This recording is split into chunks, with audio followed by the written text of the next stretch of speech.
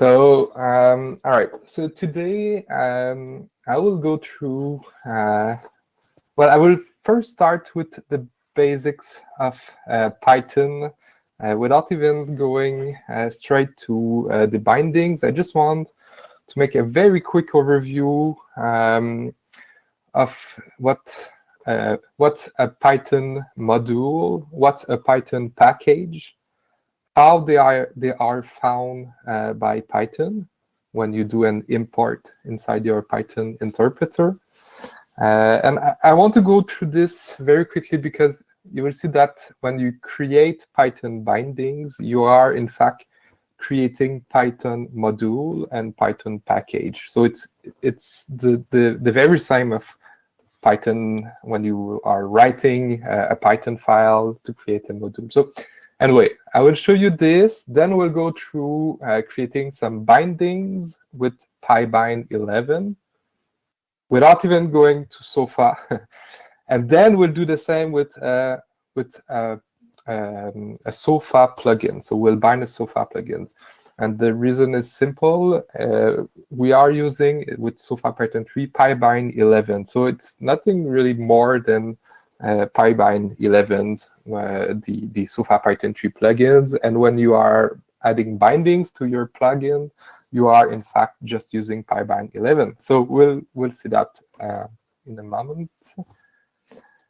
I'm not looking at the public chat, so please tell me if someone have a question, or don't hesitate to interrupt.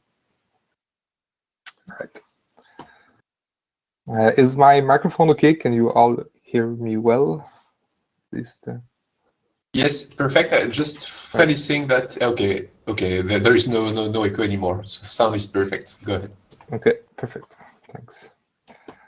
All right, so let's start. Let's create just a first Python file, right? So we'll call this algebra.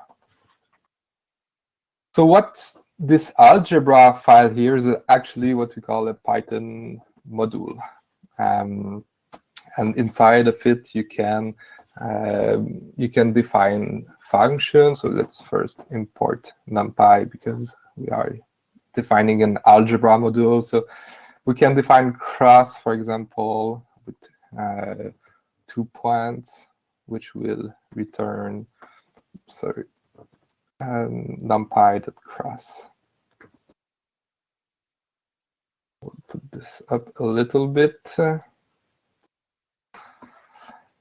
And so if you see here at the bottom of my screen, it's a terminal. I am directly where this Python file is. So I have my algebra.py. If I open up Python, you will see that I can import algebra. So I just imported my Python module, and I can see that there exists a function called cross. So everything is fine here. I've created my my Python module. I could add different functions. So for example,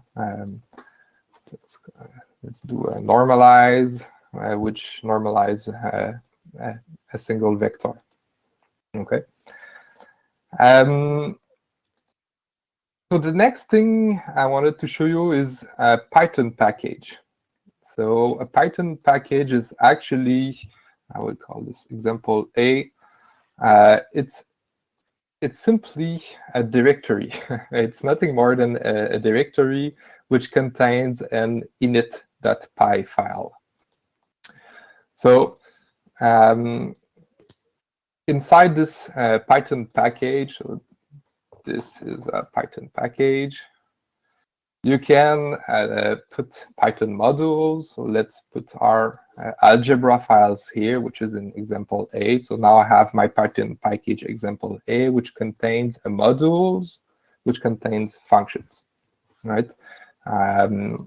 Inside this package, I can create another Python modules, which I can call geometry. And I will copy paste it so that it goes a little bit faster, but Inside this one, I could import my algebra modules. So the dot just here, it means import algebra from the current Python package, right? And from this module, import the cross and the normalize functions. And inside this geometry Python module, I can also define classes. And yeah. So the reason why I wanted to show you this is because we'll see when you are creating Python bindings, it's really the same things. Just like if I go here, if I go back in my terminal, if I go in my home directory and I open Python from here, I will try to import algebra. Obviously, we will not be able to find it because I'm no longer inside the same directory as my algebra file. If I try to import my package, it will be the same thing, right? So how can I tell Python to where are all these modules and package?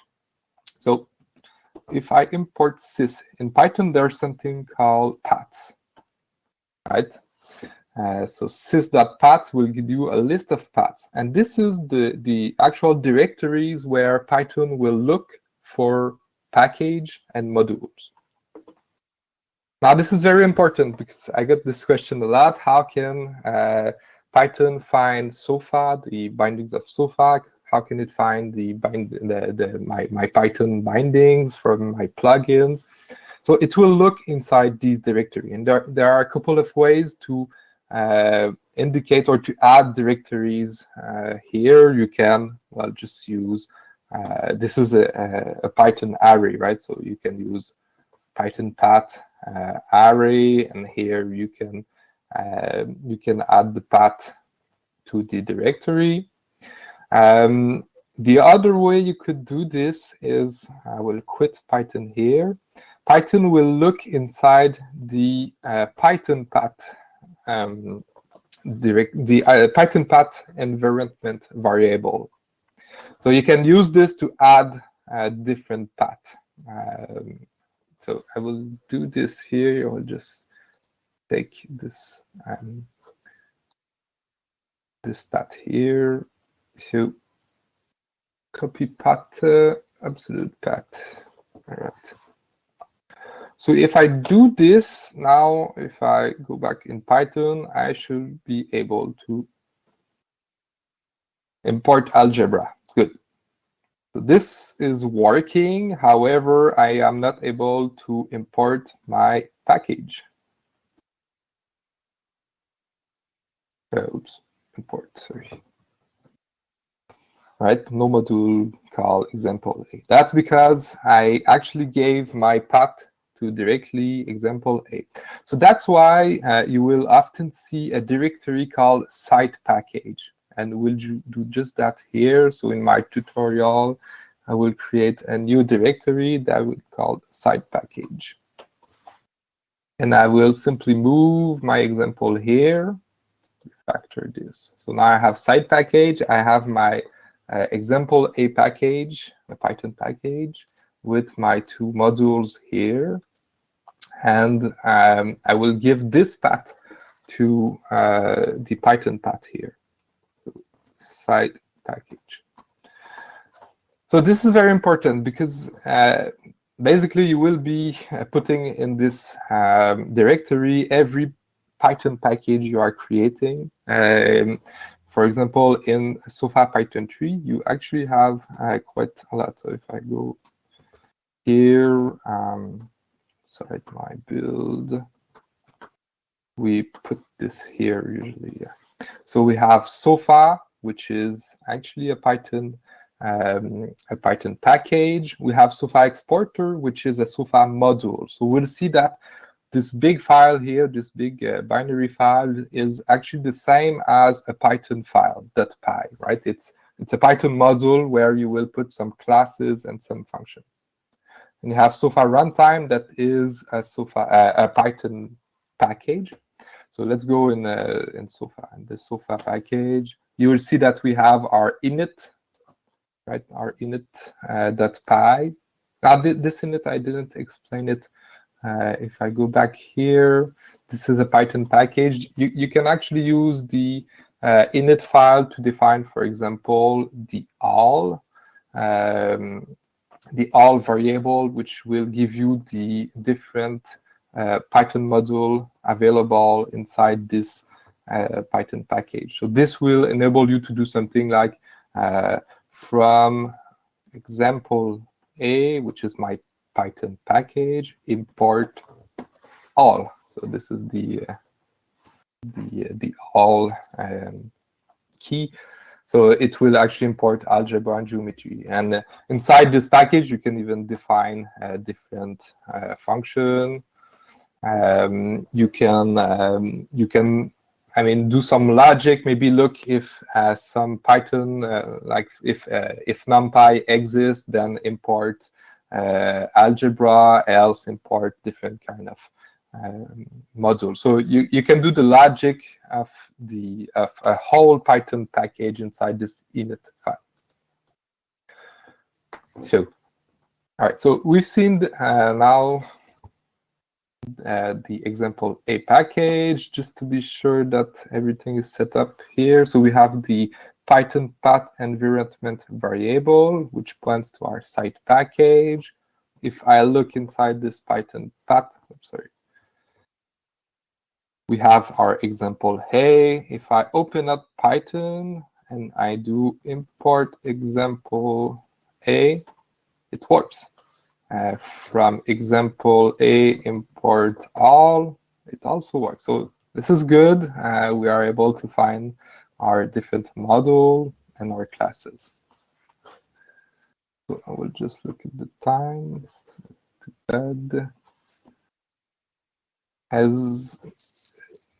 Is there some question? Are there some question right now? Yeah. Yep. Oh, there's some echo. I think Axel, can you? No, it's Stefan. Okay, sorry. Yeah, Sergey, go ahead.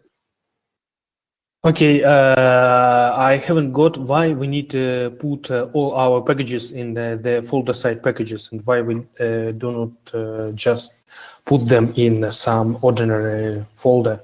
So it's actually just a convention. If you, sorry, I will open up again this. I will do. I will look at all the paths that Python will look. If you look here, they all have this site package suffix almost. I mean, you will see it quite often. So it's basically just, I would say, convention. I'm not sure exactly why you have the package name. You could obviously put anything here, right? I just call this site package to follow this kind of trend, but yeah. So you could also, I showed you two ways that Python can find your package. The first one is adding directly to sys.path. You can do this at the beginning of your Python file. The second way is using this environment variable, so Python path here, right? And the last one will be to directly put them inside one of these kind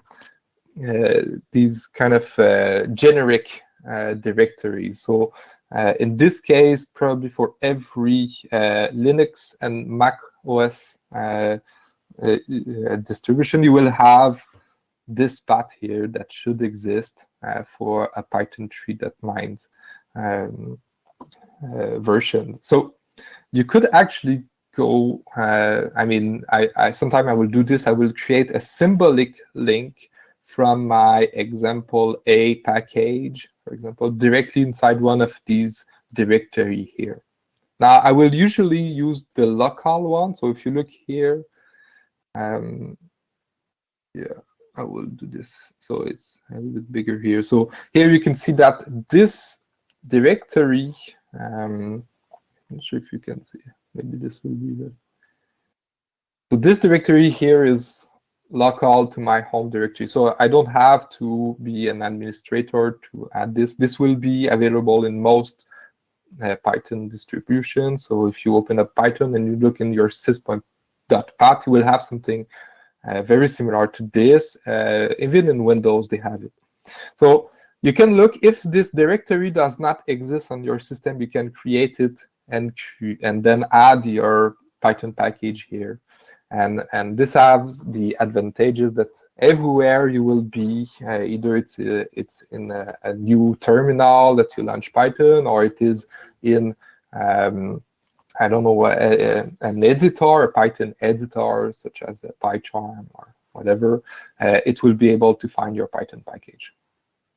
So that would be the third way to do it. My question, but I guess you'll probably address this after this, is this is what you do when you are developing your own packages on your machine. And my question would be then, how do you distribute it in a way that it's relatively seamless, like you know, when you install something with a pip? Yeah. Because otherwise you have everybody, I think that's what we usually struggle with when we, for instance, install or activate SofaPython3, that you have to manually create those directories by hand, and some other packages they install and they create that for you, right? Yeah. So this is pip or apt or DNF. These are package managers. So pip is just another one, and he will actually, he will take a list of files.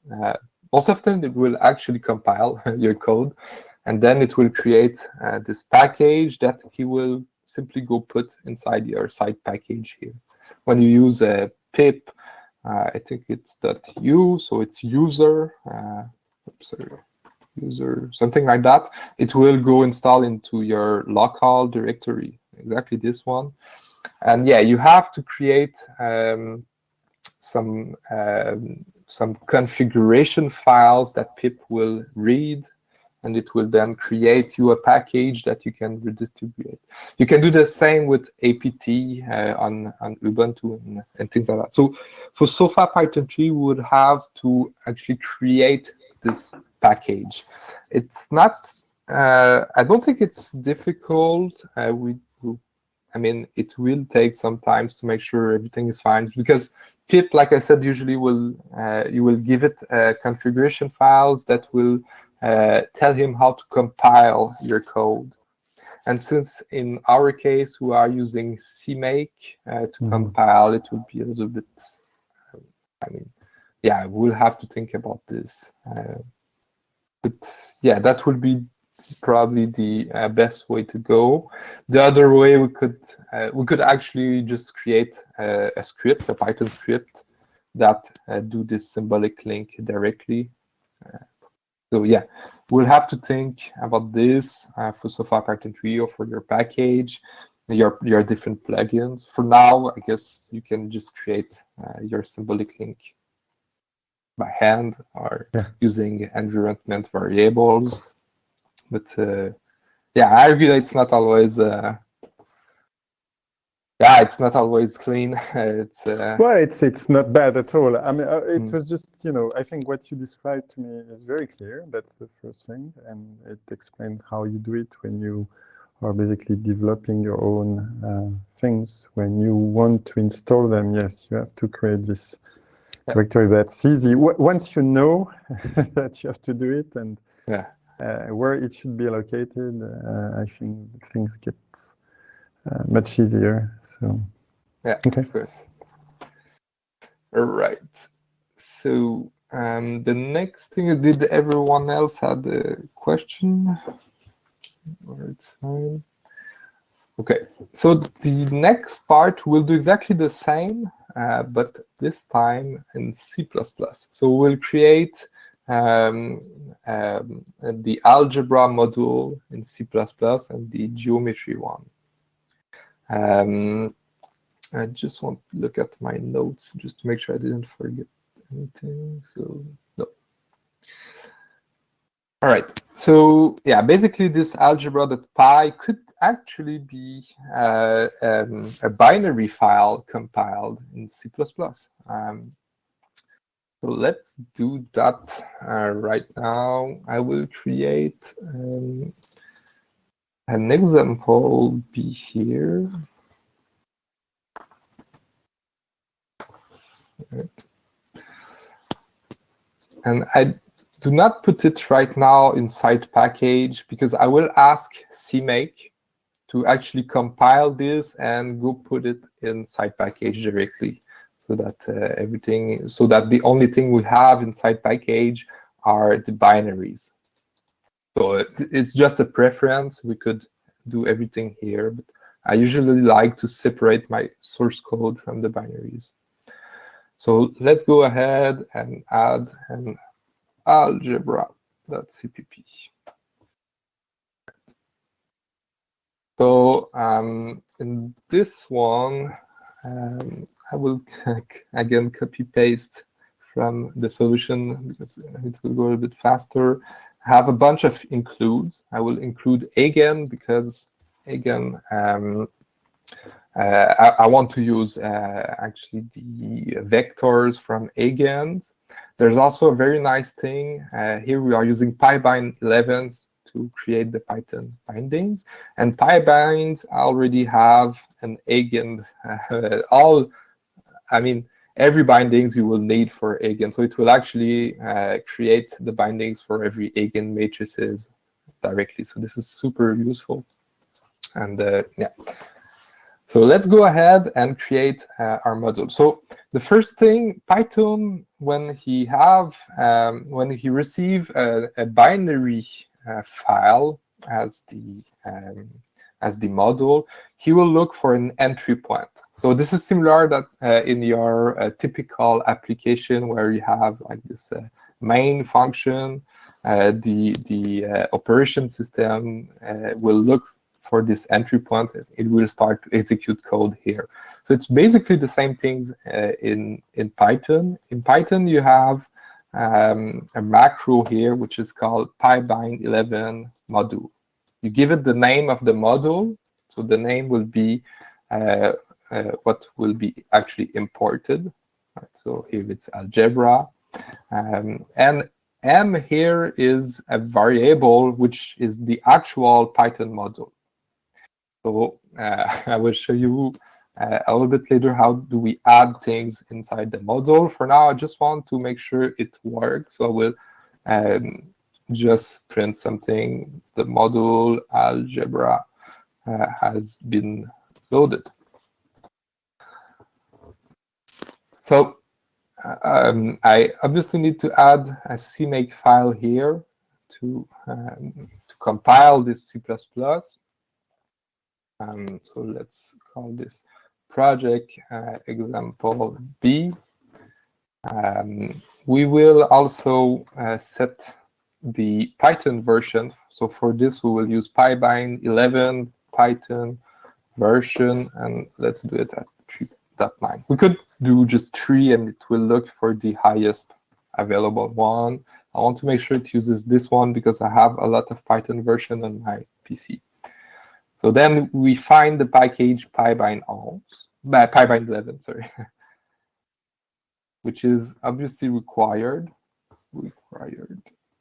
I wanted also to use again, so I will find again. Right, and then if you remember in Cmake File to add a shared library, you will do add library. This will create you a .so on Linux, a .dylib on Mac, or a .dll on Windows. With pybind, it will give you access to a function here, a Cmake function called pybind11 add module. So it's basically just a wrapper around the add library, but it will directly put everything you need to link with Python. So we will call this module algebra. It is a shared library, and we will add our C++ file. The next thing is we need to link our algebra library to Eigen, right? And next one I will copy it because it's a little bit long.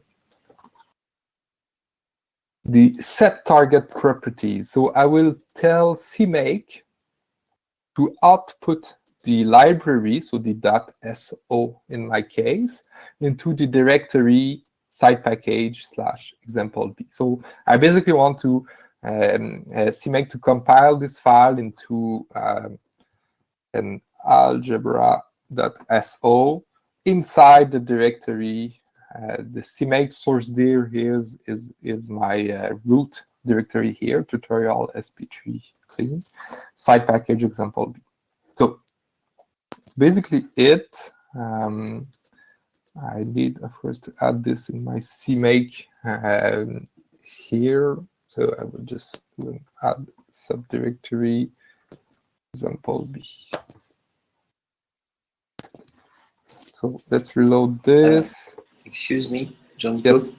Could you explain what does it mean exactly to link the Python module to Eigen?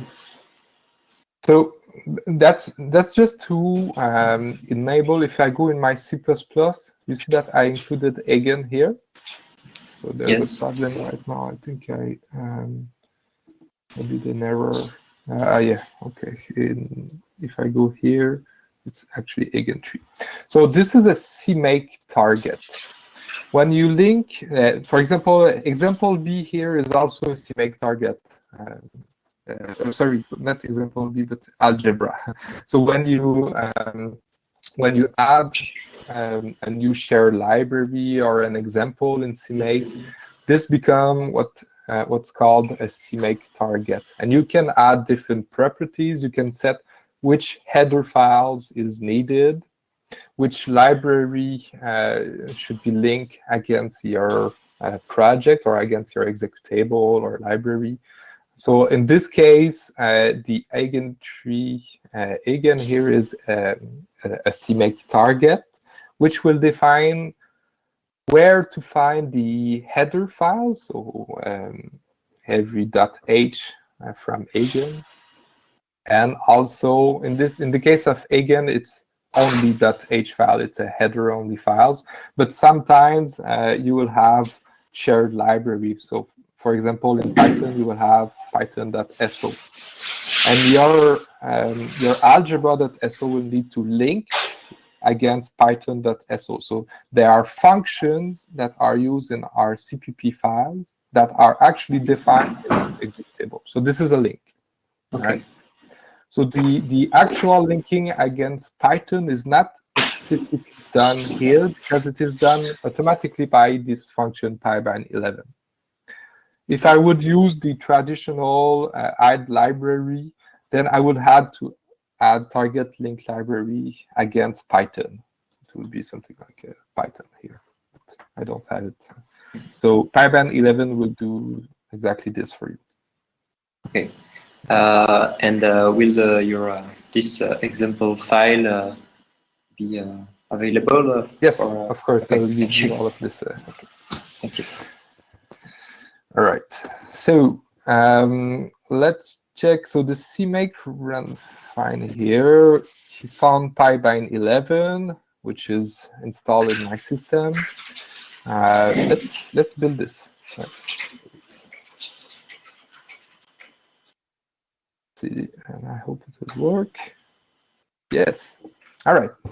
So it's not exactly algebra.so, right? It actually added other information to the library name. So the CPython is simply because it linked against the Python, because you got different Python actually implementation. One is written in C, other are actually written in Python. So,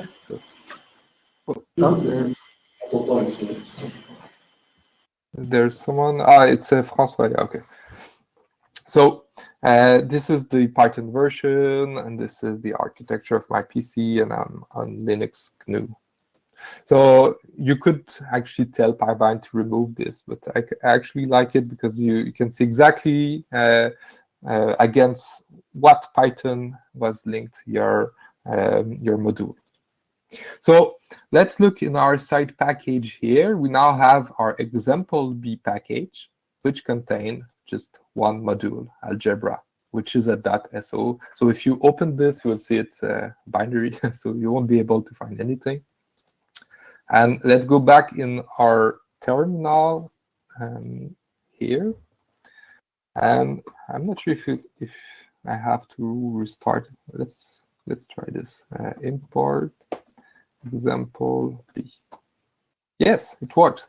So from example B, import algebra. The module algebra has been loaded.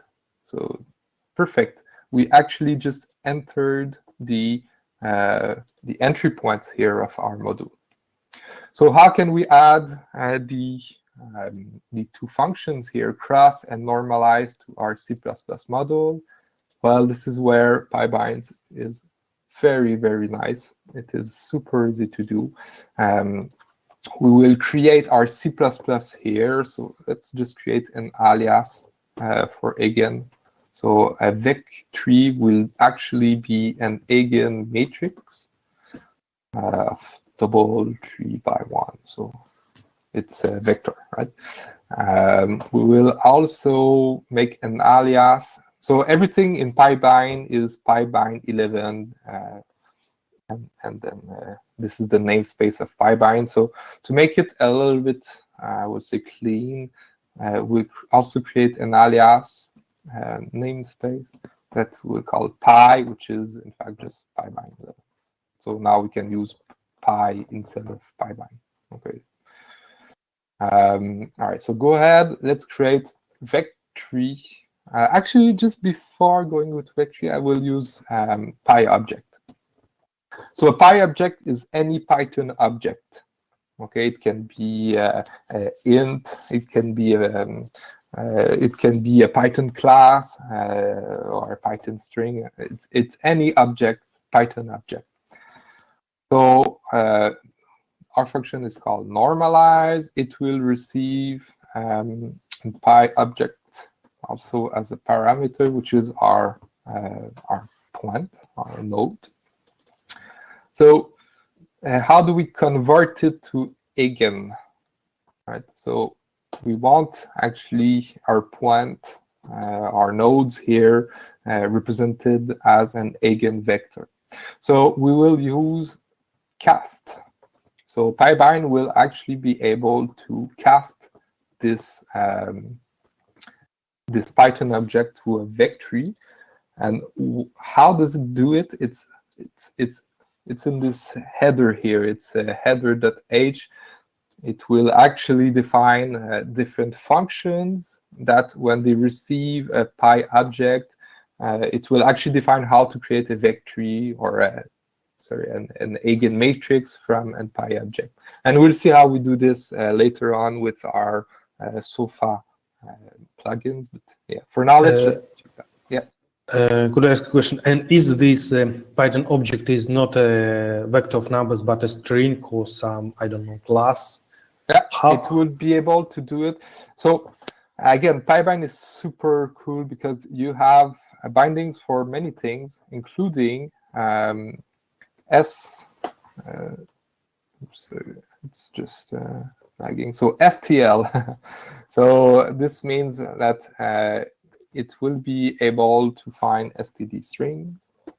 So to convert it from and to Python, std map, std array. So anything in std. Okay, but I mean, if you put another object, not a vector of numbers, but a string, it will just say it's an error. I can't convert a string to a eigenvector. Or oh yes, in this case, yeah, it will be the same as if you were doing this. Hello. So basically, it will say, well, you cannot put a hello inside a vector, right? So Okay. it's actually the compiler that will tell you cannot do this. So I have this eigen. Now let's just add also the normalized, the normalized version of this eigen. So in eigen we have this normalized function here. Now, if we try to return n, of course it's an error. This function is supposed to return a pi object. So the same way we did the pycast here, we can do it also here, pycast. So pycast, actually it will, depending on the argument, it will either return the type defined inside the template here, or if you don't put any template and it has anything else than a pi object, it will cast it to a pi object. Okay, so there are only two ways to use pycast: from a pi object to a C++ type, or from a C++ type to a pi object. Now, if we go ahead here, this is where we will use our M here. So M, remember, it represents our algebra Python module. So it's the same thing as in our example A, the algebra.py. Right? So in M, we'll go ahead and add a def. So def will define a new function called normalized. We will give it the address of our C++ function. And that's it. I mean, basically, you just added the normalized C++ function to the Python module M. We can actually add the one more thing here, which is a hint of the kind of arguments you have. So here we'll call P, and we'll see how this is used later on. So let's just go ahead and compile this. It will work. Yes. So let's go back on our terminal. So here there's probably a way to unload the module, but for now we'll just exit this Python interpreter and start a new one. And from example B, import algebra. The module algebra has been loaded. And now if I look in algebra, I will actually, there's a very useful function called help in Python. You can use it in most types. So if I look in algebra.normalized, so it take P. So you can see here P, it's our point. It actually can't use this P here because we told pybind that this argument was P. We could have put anything. If you don't do this, then it's, I'm not sure exactly, I think it's arg by default, so it will use a generic name. So I kind of like to put this by arg here. You could put some default value here. So if you wanted to, but yeah, let's just leave it that way now and fit this. Okay, so we have created bindings for a normalized one, and there's another thing very cool with pybind. You could actually just use the type directly. So let's bind our cross function. And this time, instead of using PyObject, let's directly use the eigen type. So we have our first node here. Let's pass it our second one, P2. So basically, we are using directly eigen types inside the argument and for the return function.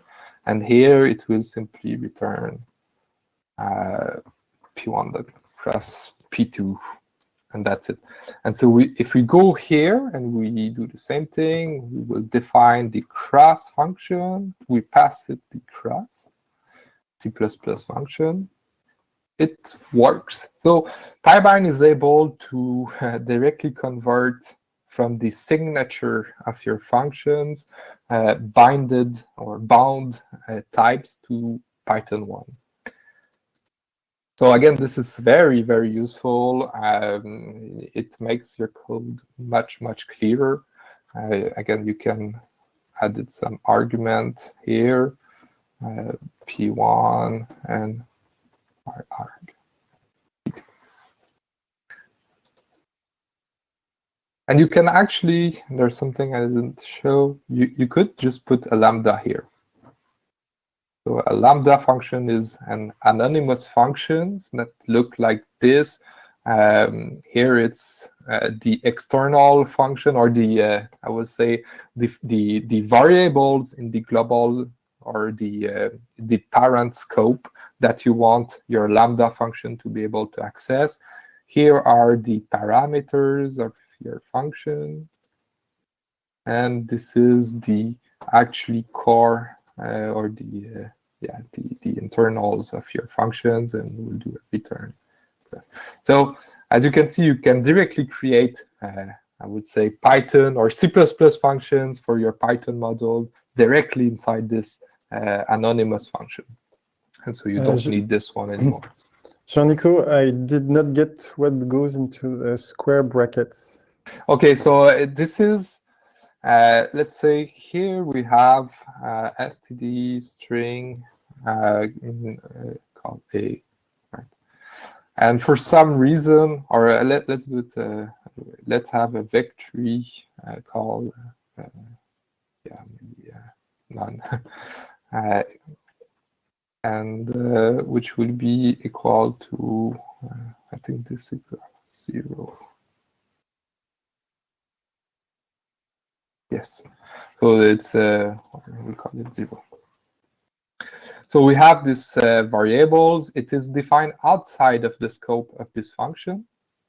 So here, if we try to do P1 that cross P2 plus 0, we won't be able to find it.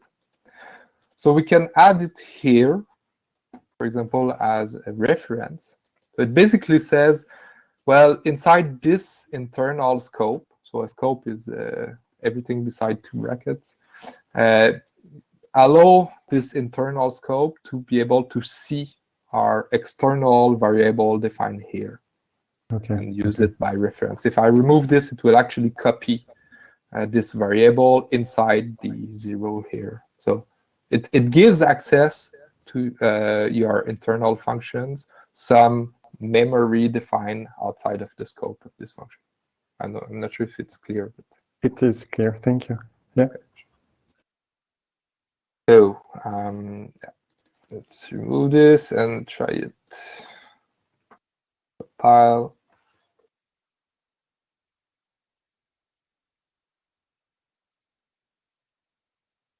Yeah, build finished. Let's go in our terminal. I will again exit this and import it again. So now if I do algebra, yeah, let's go ahead and just look at the help for the entire algebra Python module. So remember, it's the equivalent of a .py, right? And it will give us the different functions. So the first one is the cross, which we define. It takes P1, and as you can see, it will take a NumPy array. So this is actually something I forgot to mention. Pybind will convert again to NumPy. So this is very nice. You don't have any copy here. It will directly pass the reference to your NumPy array that we create in Python. So it is super cool. And we also have our normalize. So yeah, and this is actually something important. When you use PyObject here, right? Because Pybind look at these function signature to determine the type, he won't be able to know this PyObject is actually an eigen1, because we do this here, right? Pybind isn't able, during the definition here called, he isn't able to look inside this function to get the correct type of the PyObject. So that means that for the help here, right, the type of P will be an object. So this might be confusing confusing for people. What's an object? Whereas if we use directly the type here inside the signature, so if we remove this, I go back here. So here we define inside our def function, we use directly the type that we want. Then pybind is able to deduce the type of the argument, and he then can, put it in the help here. So this is very useful. So here, if you were to pass something that, so let's try to do an algebra that cross and put it a string. It will give you a compatible function argument. It is supposed to have a numpy array, but it is invoked with 2 strings. So yeah, it will help the user determine what argument it is needed. Jean-Nicolas, the conversion from the numpy array to eigenvector is because you are using eigen yes. above, but does it work with other libraries, or it's just specific to eigen? So it is specific to eigen because pybind actually binded eigen. If you have your own array type, then you will have to do what's done here. And it's a lot of things. It is not easy to do. So this is why we should use eigen whenever possible, because everything is already done here. You don't have to do it. And in Python, SofaPython3, we actually have to do this for our sofa vectors and things like that. And it is, let's say a little bit messy. It's not very cool. It is easy to create bugs and hard to debug. So if you are wondering why when you are using your sofa data with vectors, why it is so difficult and buggy, it's because it's hard to create bindings from arrays in C++ to arrays in Python, especially since you don't want to have copies. So this is why. So when you are using again, it's done. It's tested by pybind. It's I would say it's the way to go whenever possible. Yeah. Okay, that's clear. No, but I think that's super important as well. Yeah. Because that's a lot of work we don't want to do, and exactly. it's a source of many mistakes. So okay, cool. All right. So almost 11. Let's swap to Sofa. Right, so I've showed you how to create a Python package with Python modules. The same thing goes for example B. Just one more thing very quickly. We didn't create classes, and I think this is important. So let's go back here, create our geometry. I think it's important to do it only with Python right now because it's basically the same in Sofa. So just again to go a little bit faster, I will copy paste. I have a solution that I made yesterday, and I will use this. So here again, I am defining vec3.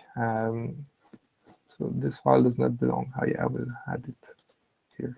So let's just go ahead.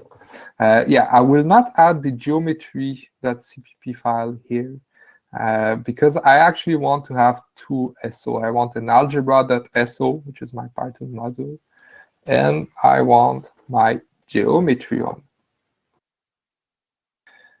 Now, of course, you could actually add different C++ files per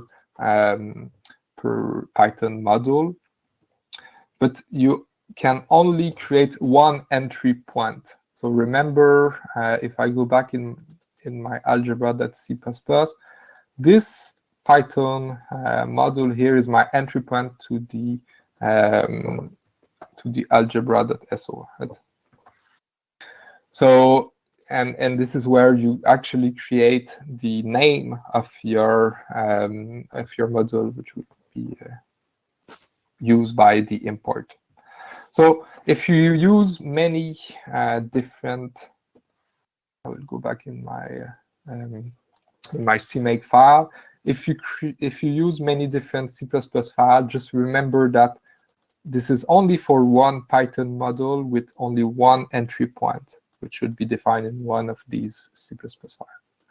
So obviously, what you could do is create the entry point here. If you have different classes or function, you can create, for example, triangle.cpp that will bind the triangle class and put it inside the geometry module.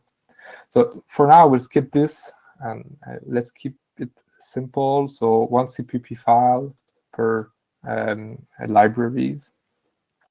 Again, this is linked again, because we want to have access to again, and we will tell him to output the binaries inside example B-side package. So let's reload. Just a quick question, Yep. Jean-Nico. What happens if we choose a module name that already exists in another Python then you will have a package? conflict. You will have a conflict, and it will load the first one it found.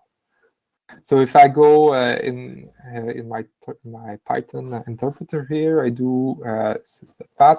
It will take the first one. If it finds it here, it will load it. Then it will go to the next one. Yeah. So this is why try to have names that do not. Do not create conflicts with popular libraries. And this is why packages are quite useful here, because you can create a package with the name Sofa, for example, which should not be used hopefully by other standard library. And within Sofa, then you create your triangle Python module, which this one is very generic, but should not be create conflicts because it is within Sofa package. Yeah. Okay. Right. So go ahead. We'll go ahead and in our geometry. So here we have a class. Here it's a struct. I just want to make a small parenthesis for people. The difference between a struct and a class is very, very small. If you create a class, here, within the scope, remember the scope is between these two brackets here. Everything I would put here is private, so I have to put public before. Right? So by default, everything within a class is public. Within a struct, everything is public. So the int a here is public unless you specify private. So it's basically the only difference between the two that I know from. But from the binary point of view, it's exactly the same thing. No, and what about virtual functions and so on? No, they are available in struct also. Yeah, you can create a virtual function here. So, okay. This is possible. And you can basically create a class T child that will inherit from a struct. So it's very the same thing. It's just by default a struct. Everything within a struct is public. Within a class, it will be private. So just a small parenthesis here. So yeah, okay. I have a triangle class. Which define a constructor, right? So you can build a triangle for 3x3. So this is a 3D triangle, and they have a normal function. So this is in C++. We would like to, we would like to make it available in Python to be able to create our C++ triangle within Python. So we'll go ahead and do the same thing as we did with algebra. We'll do pybind11 module. We'll call this geometry. And our internal variable that represents the actual Python module is m. We can call it module if you want. We can put anything here. Okay, so just again to make sure that it works, we will output this small text Let's go ahead, compile this. Did it work? Doesn't look like it. Oh yeah, I have to put geometry here in my. It's just a slion here. You have the different target that we define, algebra and geometry. So I have to compile geometry now. So we can see that it is compiling geometry.cpp up, and it put it inside our example B. So if we go here, we have it geometry.so. Okay, so let's go back to our terminal. Let's import example. So from example, oops, import geometry. Yes, geometry has been loaded. Perfect. So let's go ahead and bind our class. Just have to check the clock. 11. So okay, I will do this quickly. Also, you'll see it's super easy. Basically, you do just this py class. So this is a Python class. So remember, before we were doing pydef, and with the function name here. Now we do py class. I'll put this a bit bigger. Inside the template parameter, I will put the actual class. So here it's triangle. So this is a variable. So we'll call this C for class. And inside the constructor, I will put the pybind handle. So this is our geometry module and the name of the class that will be used inside Python. Okay, so this is really my C++ type inside the template parameters, and this is the name of the class that will be used inside Python. So if I use a triangle or my triangle here, this means that in my I don't know, my script.py, I will have to use my triangle and not triangle. So this is important, right? The name here is really what will be used inside Python. So we can define different function for our class. Let's define it, a constructor. So remember here we have a constructor that take 3 points, and it will store these points inside private members here. Okay. So a constructor is simply pyinit. We simply do this, and again inside the template parameter we'll put the type of argument. So in our case it's 3vec3. So I'll go ahead and const vec3 taken by reference. We have this 3 type. So it's actually just the signature of our function, and that's it. So pybind will be able to determine, okay, when we create in Python, this is actually the equivalent of the init function in Python, right? So pybind will create this Python function within your class and call the constructor, the C++ constructor that have this signature here. That's basically only this. Okay, so we will also define our normal method. Normal was here, right? So we'll say so the triangle Python class has a normal method, which is simply, and then we'll give it the address of our normal C++ normal function, and that's it. So right now we have created our Python triangle class, which is actually a C++ one. It is compiled. It is super fast. So if I go here, terminal, I will have to exit back. From example B, import geometry, help geometry. And we have our class triangle.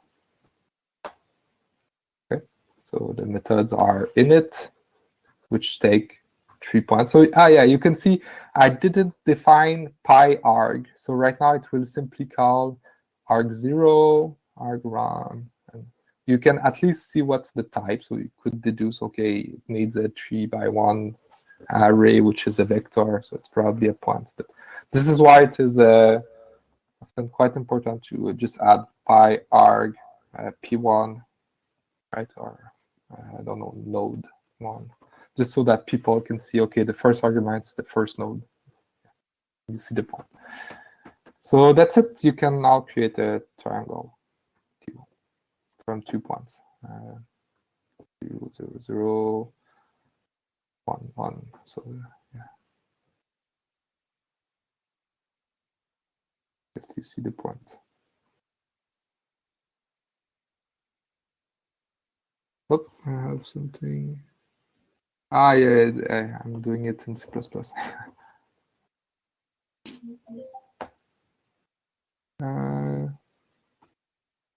Did I add it? That's because I did, okay.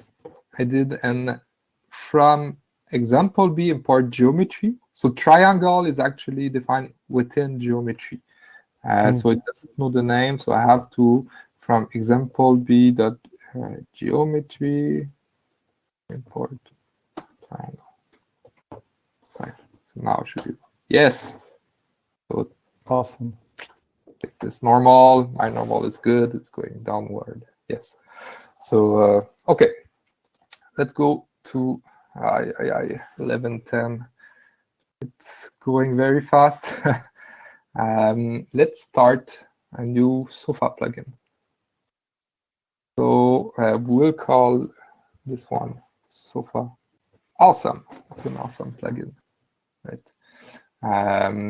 And again, to go a little bit faster, I will copy my awesome plugin, which I already have Caribou, no? Yes. So let's go ahead and copy this here. Oh, so we'll close everything. All right, so my awesome plugin is here. Let's just take a quick look at the Cmake file. It's the project Sofa Awesome, which is compatible with the with the 2012 version of Sofa. It's just I like to put the same version as the one against the Sofa version I'm using. If this is compiled within Sofa, it will just say Sofa Awesome is compiled as a subproject to Sofa. This is the entry way. If it is not, then I just want to define the output directories of my libraries and executable, because this is usually done by Sofa, but not if I have my own Cmake project. I will find Sofa framework, which is needed for some targets that I need. Sofa base also. And inside my awesome plugin, I have an awesome camera, right? So I want to create bindings for this awesome camera. Oh, so the next is, I won't go through the next things. Maybe Guillaume will do some tutorial at some point for Cmake, but it will create SofaAwesome.so libraries. I just remove everything related to Python from now. Let's go ahead and look at our awesome camera that we want to bind. So it's a simple base camera, which have a function grab frame. It is able to grab the current frame. We'll take a screenshot and return you a pointer to HR. And it can save this frame to a file path. So it's actually a hint to another plugins that I will soon give to you guys if you want. I have an off-screen camera that you can put, you can put it multiple times inside your scene with different angle, and it can save screenshot.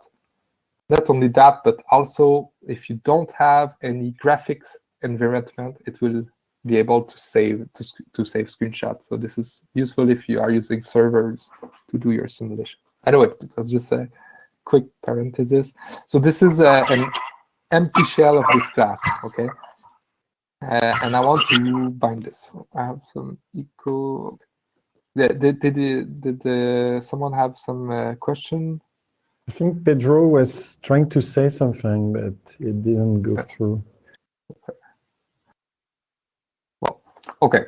So I will continue, and we'll see if I have times after that. Probably not for some question, but I will be available, and we probably will have to continue next time. Just check my phone to see if my wife is able to go get my son. That would be the best. Nope, she will be late, so I have to go get my son at 11:30. So. All right, so let's go ahead and just try to at least compile this. We'll add the subdirectory Sofa Awesome. Reload the change. It will fail to find Sofa.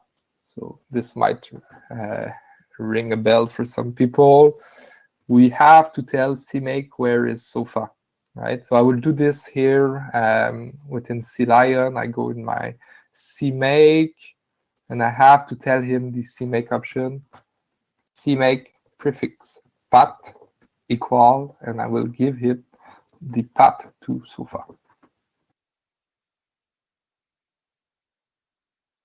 And /lib/Cmake. So yeah, I won't go through why this is needed, but I guess you guys already had seen this before. And now it's able to find Sofa. Cmake looks fine. Let's compile my Sofa also plugin.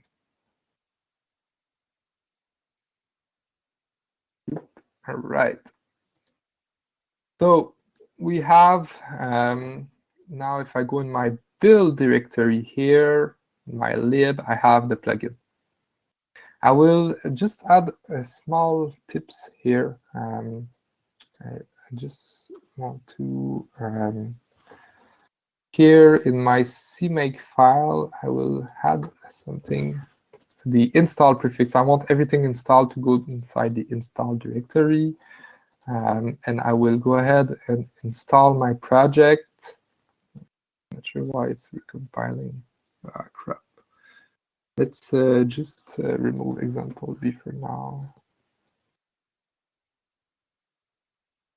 Okay, so install finish. So I have the install directory with my plugins, the Cmake files related to my plugins, and some example here. Okay, so here's some quick tip. If I go in my terminal, I have my Sofa root. I will export Sofa root for this. My Sofa root is here inside my install. So if I do an ls Sofa root, I have a Sofa, right? And I have the plugins directory. So what I like to do is I will go into this tutorial, clean, build. I have the install directory of my awesome plugins here, right? So I will do a symbolic link. Oops, sorry, wrong key. Terminal, right? So I will do a symbolic link from my install. So this is pwd is the current directory, my plugins, and I will put this inside the plugins directory of Sofa. So just to make it more clear, I will do Sofa root /install /plugin, sorry, and slash my plugin is called Awesome, Sofa Awesome. All right, this is because if I start Python, oh yeah, there's one more thing I need to tell. Remember, I need to tell Python how to find Sofa bindings. So for that, I will export Python path. So I have my package here, which I won't be needed for now. I will do it towards Sofa root plugins SofaPython3 lib Python 3 side package. This is for Python to be able to just check that it's good to find the bindings of Sofa. Okay, so if I go ahead and I call Python, I try to import Sofa, it should be able to find it. Sofa runtime. Okay.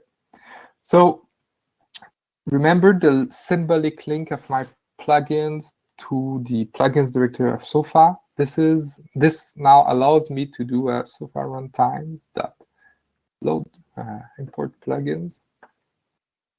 Sofa, awesome. Yes, the plugin has been loaded and it is actually compiled out of tree. So this is cool. I don't have any paths to put. It's found directly by Sofa. And if I try to add this, so camera, I will first create a node. And I will edit an awesome camera.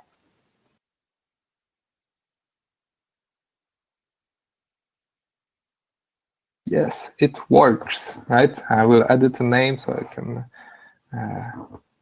cam. So root.cam, I can access. Just go ahead and look at my camera again. This is the different parameters I have. So a file path, this is where the screenshot will be saved.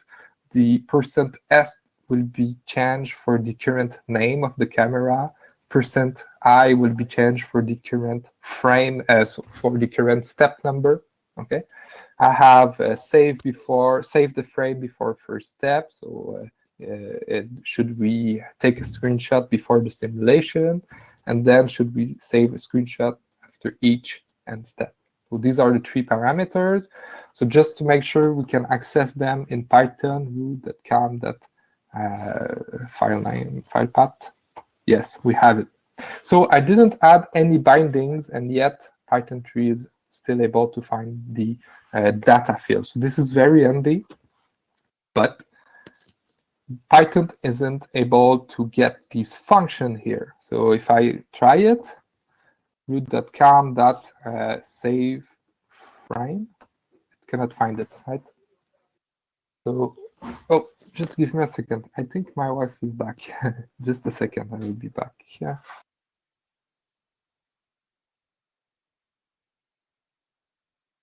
Yes, so I will have more time. It's good. My wife is back, so I don't have to leave. So, anyway, Jean-Nico, yeah, can you explain? But I guess maybe you were going to do it. So if you don't explicitly have a binding, it still finds the parameters, but not the methods, right? Somehow, something like that? Exactly. Okay. And this is because our awesome camera inherits from, I will do this here. Can you see at the right of my screen?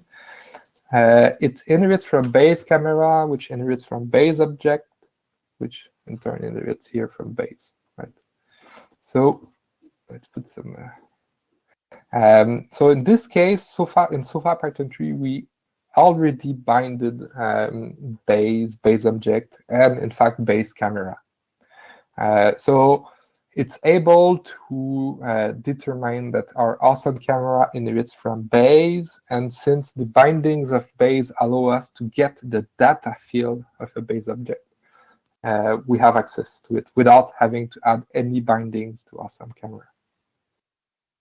I don't know if this answers your question,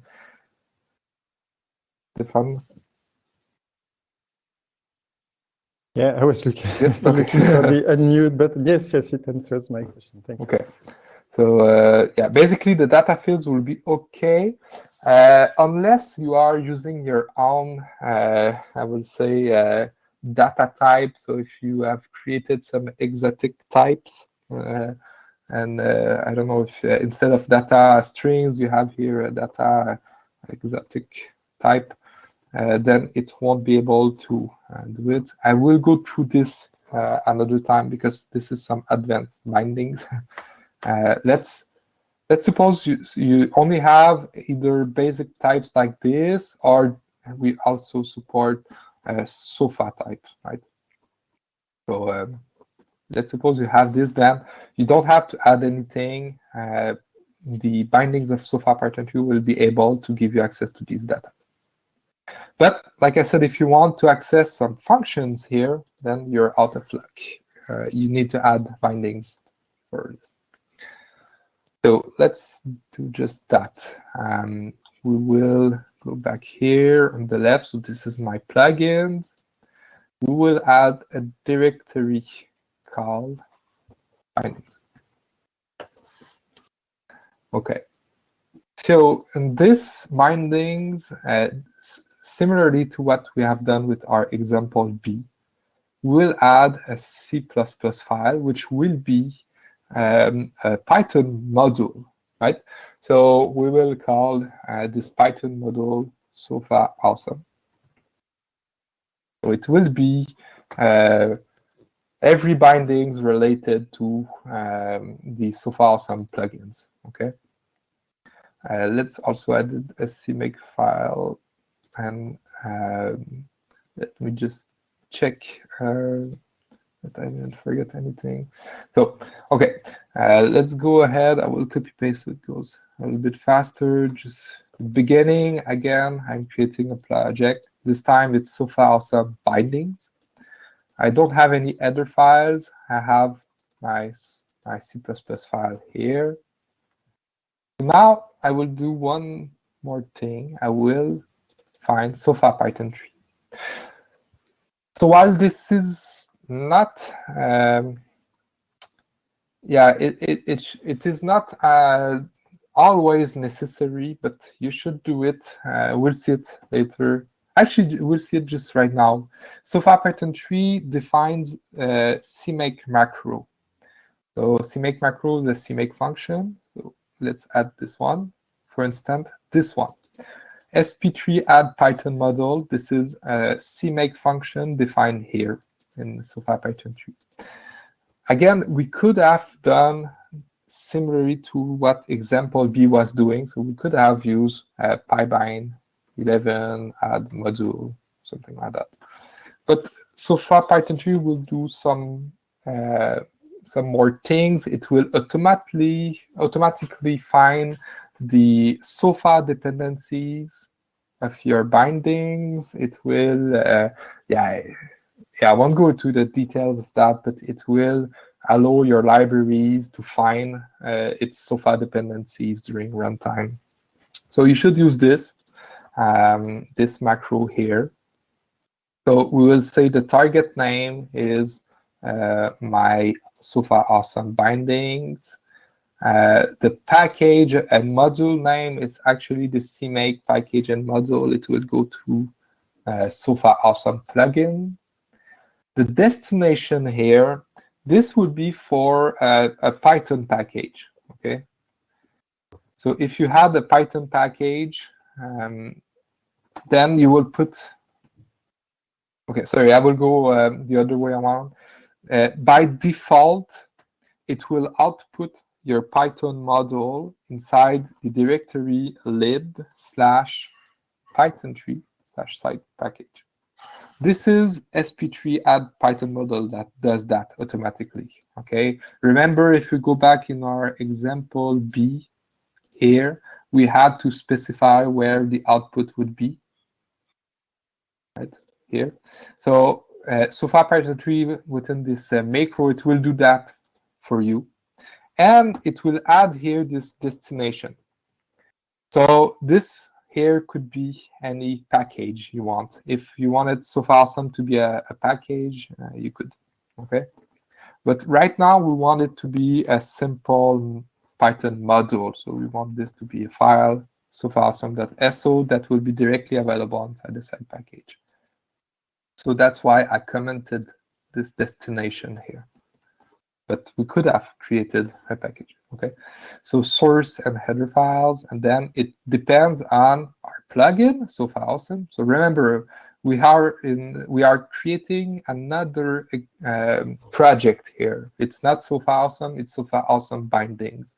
So we are depending on the actual plugin and also against the SofaPython3 bindings. We'll see why in a couple of minutes.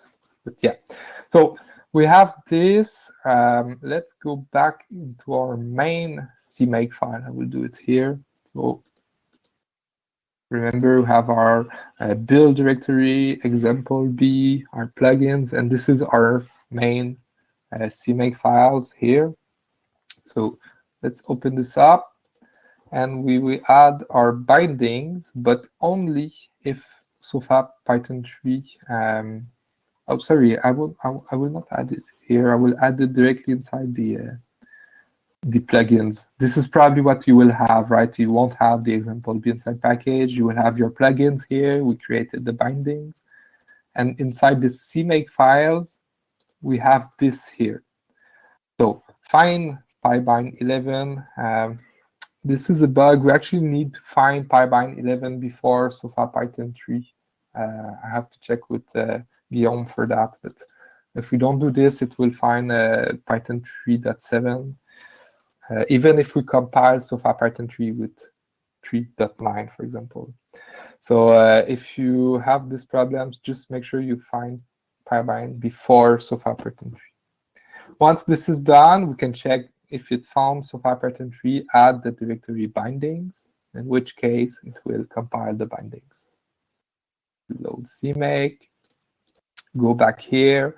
So this is our Cmake file of the bindings with this sp3 add Python module, and let's take a look at this cpeople file.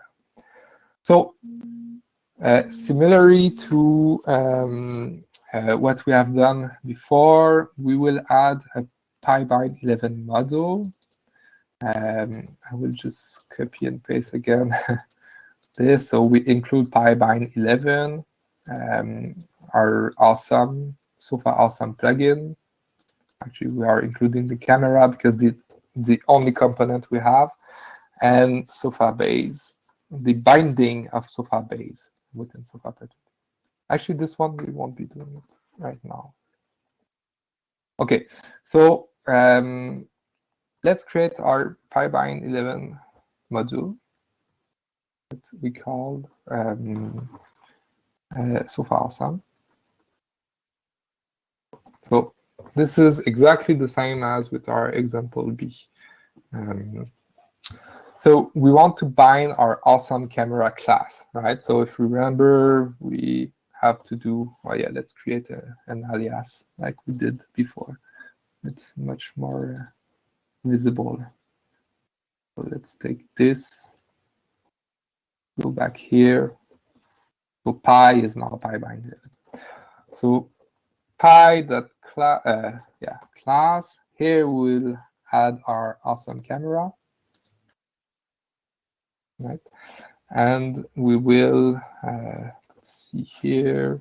We are adding this class to the module SofaAwesome, and we are calling it awesome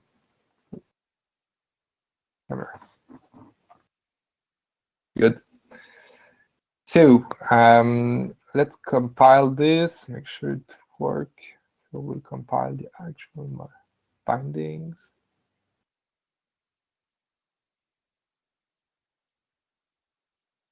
Yes.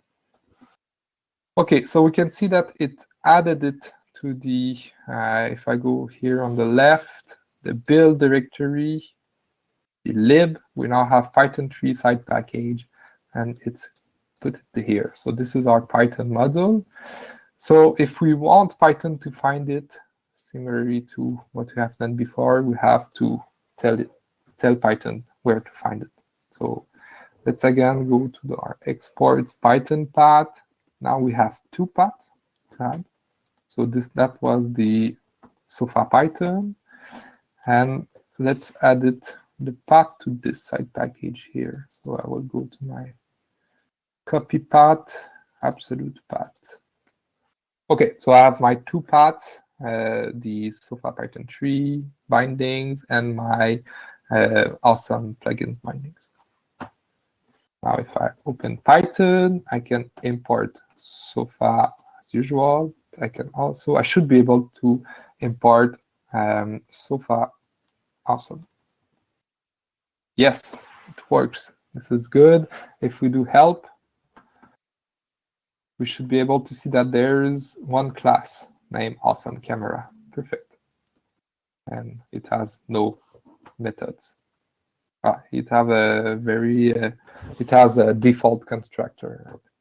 Okay, so perfect. Let's actually add our. So what do we have in Awesome Camera? Yeah, we have a default constructor. We have our save frame function, right, that we wanted to bind. So what we'll do is c.def. Remember, we are adding a method to our class called save frame, which will simply call Awesome Camera save frame. And let's put it a small argument, just the file path. Okay, so if we follow this save frame here in my Awesome Camera, it is able to bind it because we have std string, and pybind is able to do the cast between std string and Python. Okay, so if we had a special class here, for example, another Awesome Camera or anything, we would have to create a bindings for it. So if I go back to my bindings, it is here. So if I had a function, let's add it here inside the Sofa Awesome. Let's define a function, create or I don't know, print camera that takes a function that takes an Awesome Camera in arguments. So Sofa Awesome Camera, right? The reason why pybind is able to convert this directly to Python is because we actually added the binding here. If we remove this, then it will actually, it doesn't print an error, but as soon as you will load it in Python, it will crash. It will say, I'm actually surprised that it does compile. Let's just see. Yeah. So anyway, it won't be able to convert to an Awesome Camera because we don't have bindings for it. So let's just see. Python. Let's import Sofa Awesome. Now Sofa Awesome. Oops, sorry. That print camera. We'll put it anything. It's incompatible function arguments. It's actually able to find it. I'm not sure why. But, anyway, normally you should have bindings for it. Okay. Anyway, and so we have created our save frame. Let's compile this again.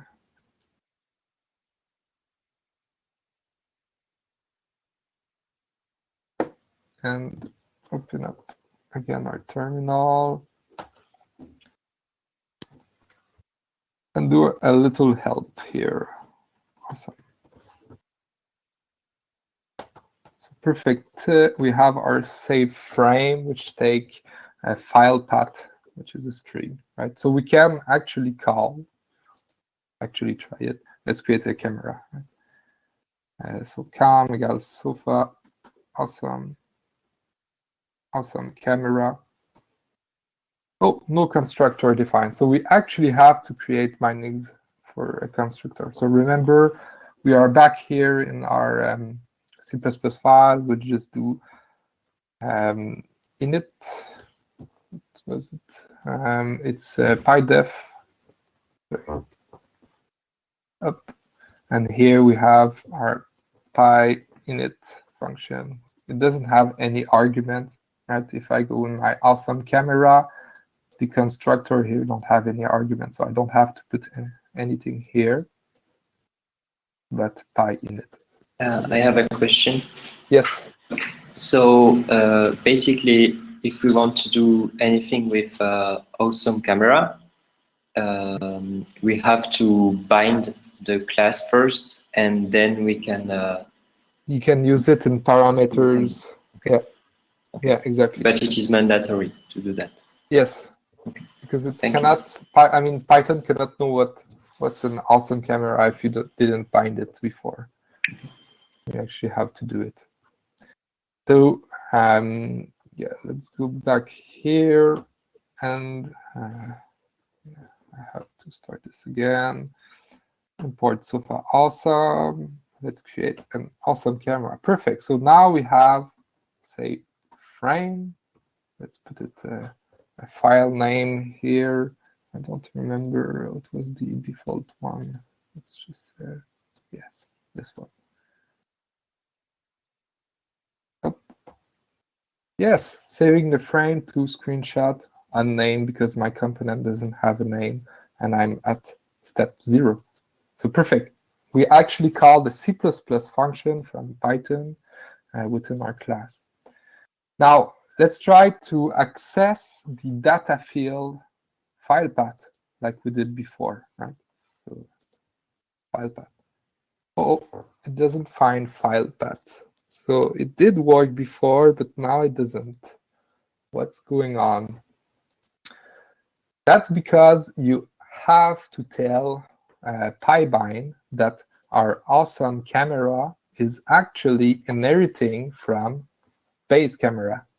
Okay, so here inside the template parameters, we have to tell him it actually inherits Sofa component, visual model, and base camera.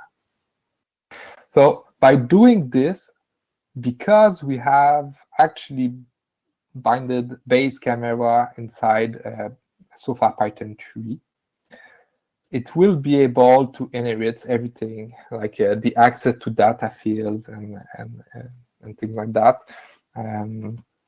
directly. So we don't have anything to do. Just make it inherit here.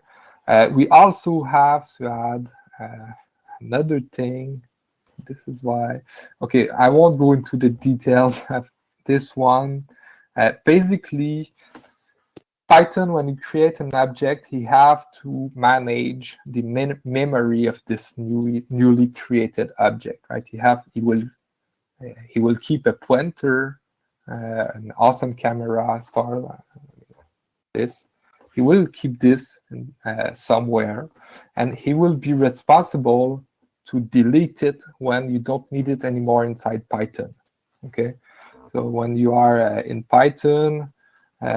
When you declare your attributes, so in Python, if I do cam awesome camera,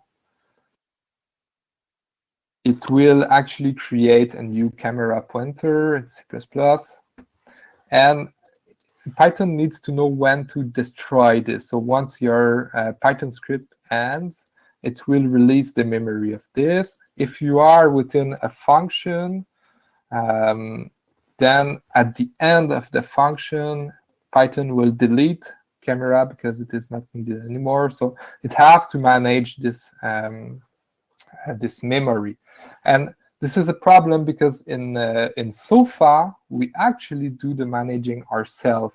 You probably have seen something like awesome camera SPTR in Sofa before. This is actually a pointer manager, so it's like a share pointer. If you have used this before in C++, it's something like this. It's actually using Boost. But anyway, so we have to tell pybinds to, well, don't manage the memory. We will do it, okay? And within Python, we actually, SofaPython3, we created a wrapper against this SPTR, which is called SofaPython3 Py share pointer. Okay, awesome camera. So you will need this if you are dealing with a component that inherits at some point Sofa core object model base. So any base, like I remember if I look here, my awesome camera inherits base camera, which inherit base object, and then base. As soon as you have this, you actually have to use the PyShare printer here. Okay, if you don't, it might actually work, but at some point it will crash for no reasons. That's because Python has released the memory of your object, and yeah, so don't do this. If your component inherits from base, use this PyShare printer. Okay, so now if we try this, let's compile it. 743. We should finish soon. Don't worry. You will be able to go eat at 12 normally. So let's again open up a Python interpreter. Let's import our Sofa Awesome. Oh. Awesome camera reference unknown base type. Sofa component base camera. What's going on? I mean, I just open up a terminal, a Python interpreter, and imported Sofa Awesome. The Python still doesn't have any bindings of Sofa yet, right? We didn't import Sofa, so we actually need to do this. Let's try again. Open up Python. Instead of directly importing Sofa Awesome, we will first import Sofa. That means that now Python knows what's a base camera, Sofa base camera. And now we can import Sofa Awesome. Perfect. So now we have imported this. Let's again create our camera. So cam equals an awesome camera. And now we should be able to access file path or data member. Okay, so this is why it was important here to tell pybind that our awesome camera inherits from base camera. So perfect. So now we are able to access data file. We are able to access binded function, save frame, and the next thing and the final thing for this tutorial will be how can we inherit from our camera. So remember this file path here as a %s, which will be replaced by the component name, and %i, which will be replaced by the step number of your simulation. Let's say we would like to add a new one, which is %d. Okay, let's say we wanted to do this. And add a %d, which will be replaced by the date, the current date time. Okay. So if we do this, we change this, and we do save frame, file path. Oops. I'm not sure. Yeah, we have to do. Actually needs a string, so it replaced everything. So the name, the step number, but not the %d, of course. So what we would like to do is to I need to tell this. I go back in my awesome camera. I have the save frame here, and actually save frame will call our virtual function parse file path here, which will simply replace the %s and %i in the file path by the step number and the component name. Okay, so what we would like to do is create a new class here in my Python here that we'll call another awesome camera that inherits awesome camera,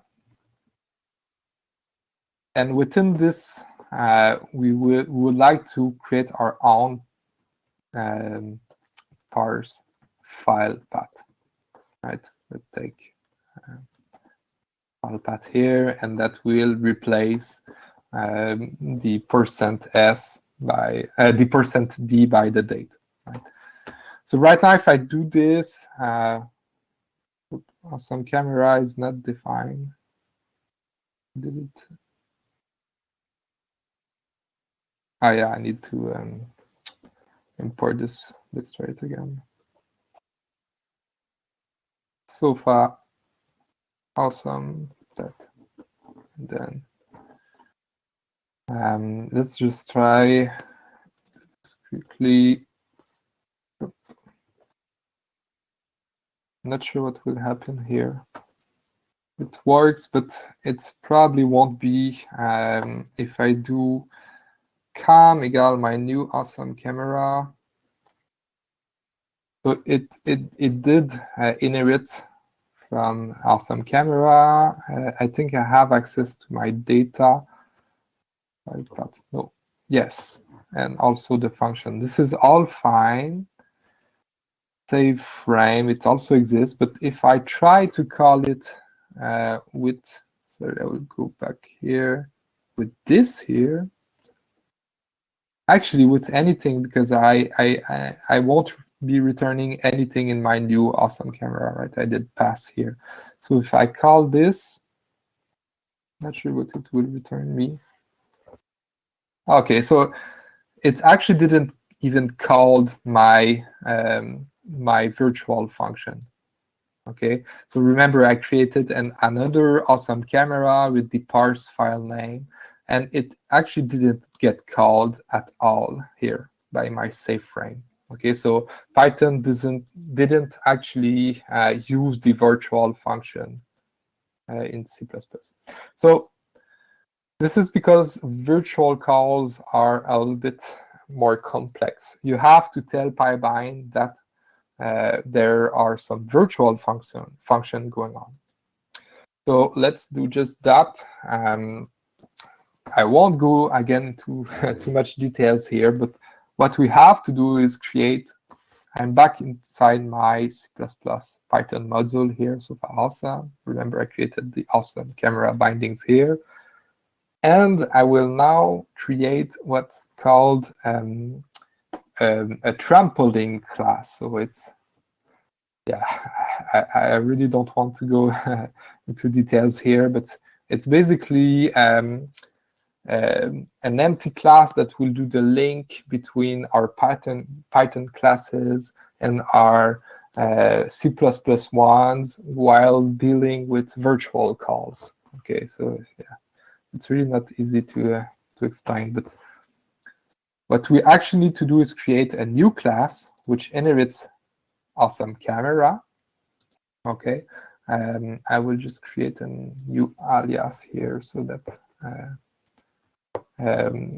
oh, actually I would just import the constructor of awesome camera, and I will this one I will copy paste it. I will just add one single function, which is a parse file path, which is our virtual functions that take file paths here that overrides the one of awesome camera, and it will call this macro pybind11 macro here that would tell Python that we have a virtual function, so if it is called, we should look into the virtual table, function table. Anyway, if you have virtual functions, you will have to create this trampoline class here and add each of the virtual functions you want to be able to override it in Python. Okay, so in this case, we want to be able to create a new Python class here, which inherits awesome camera, and that will override this virtual function parse file path. So this is why we need it here. And we also need to add it inside the definition of our awesome camera. So let's add the function parse file path. It's directly here. Okay. And the last thing we need to do is, again, here we have to tell pybind that our awesome camera has a trampoline class attached to it, which will define the virtual function. And we do this by simply adding one parameter here, one template parameter, which is our trampoline class. That's it. So again, we created our binding for the awesome camera, which inherits from base camera, which give it access to data field, SOFA data field, from which the memory is managed by SOFA. Okay. And since our awesome camera has the virtual functions that we would like to be able to override in Python, we also added a trampoline class, which is defined here. Okay. And that will actually tell pybind to relay the calls to parse file path to the C++ virtual one or to the Python virtual function. Okay. So let's remove this. Once we have this, we compile.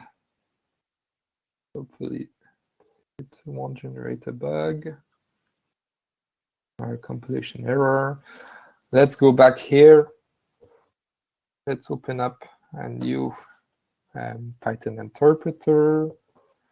We'll import SOFA first. Then import SOFA awesome. Okay. Now we should, we will create our class. So class another awesome camera, which inherits from our C++ class, awesome camera, from which we will define, or I would say overload the function parse.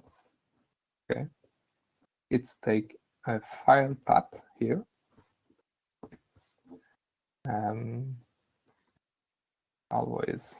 I always forget this self here. It's the equivalent of this in C++, right? All right. I don't want to forget anything here. So yes, here I will add some codes that will simply replace. All right, so let's first call the parent parse file path. Okay, so it will replace %s and %i for the name of the component and the step number. Remember. So the next thing I want to do is to simply replace %d by the current date. So let's take the current date. And let's return actually the parsed file path here, where we replace %d by the actual date. Okay. Let's also import date time.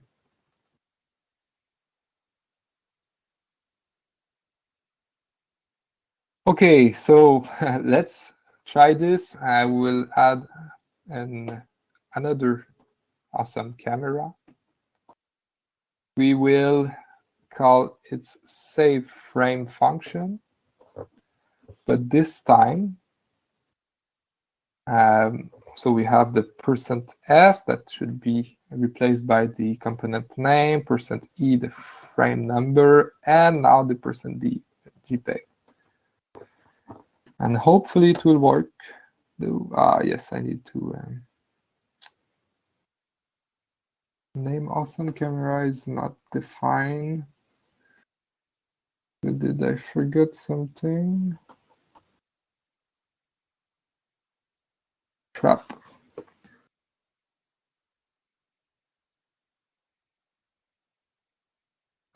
Here. Okay. So I will do something. I will just do from SOFA awesome import awesome camera. That we don't have this anymore. And let's go again with our class. This time I think the class will work directly. So let's create another camera and call this. Yes, so it replaced the %d by the date.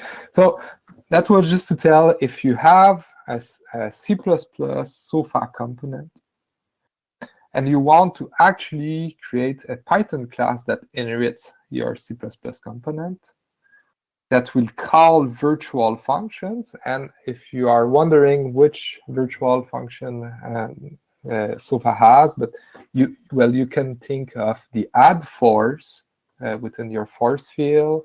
You can think of the init function inside your Sofa components. These are all virtual C++ function.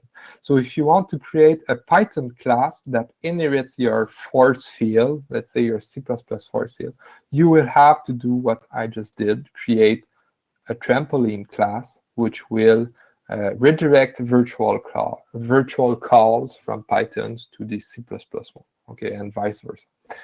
You will have to do this, for example, for the add force or the init or the re-init function, which are virtual. And that's it.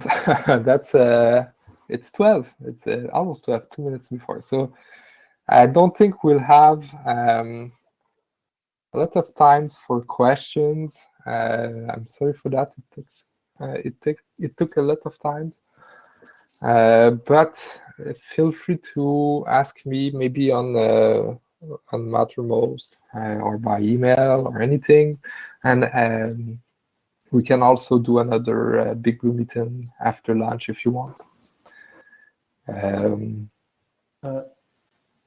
Yeah, actually, after all this stuff, I'm wondering, is it really easy to write, to inherit some class in Python from C++ and write some functions in Python? Or it's easier to inherit a C++ class directly in C++ and write some functions in C++? I mean, the idea of inheriting from a C++ class within Python is it is super quick to prototype.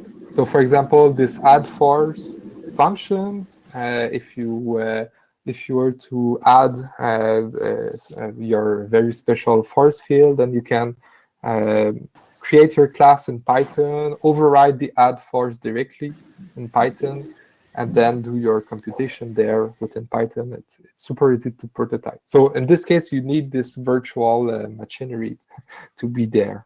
Okay, that's why I showed it here. In this case, it was the parse file path, which was virtual, okay, which I could prototype in Python. Okay. Okay. Thank you. Sure. So, any other quick question, or maybe I'm not sure what we should do now. Maybe we should end this, and I'm not sure. Anyway, yeah, I think we'll end this here because it's 12. I'm sure people are hungry now. So yeah, actually, for the last half an hour, I actually a bit lost all this thread of conversation and all these elements. Yeah.